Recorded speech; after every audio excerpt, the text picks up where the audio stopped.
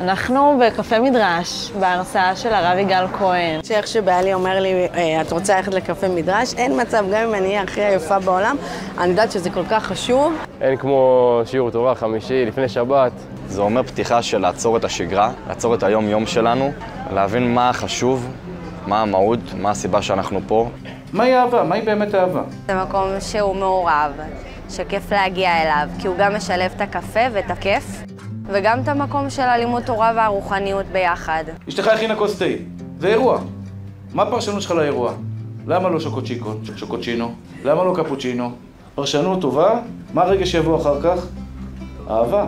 זה יציאה למסעדה ולקבל שיעור לחיים, זה יציאה למסעדה ושנייה להתחבר לעצמי מחדש. בן אדם שיודע איך להכניס שמחה לתוך יהודים. כשאתה יוצא מפה, אתה יוצא עם תובנות, אתה יוצא עם משמעות, אתה גודל.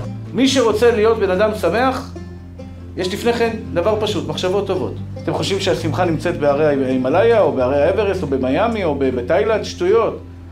באזור התעשייה פתח תקווה, שם יש את השמחה הכי טובה בעולם, זה איפה שאתם נמצאים עכשיו.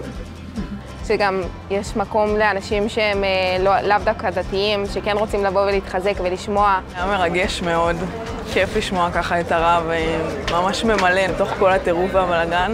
נותן רגע שאתה רגע חוזר לדברים החשובים באמת, חבל שלא המציאו את זה לפני. אחלה קונספט, היה ממש ממלא בטירוף.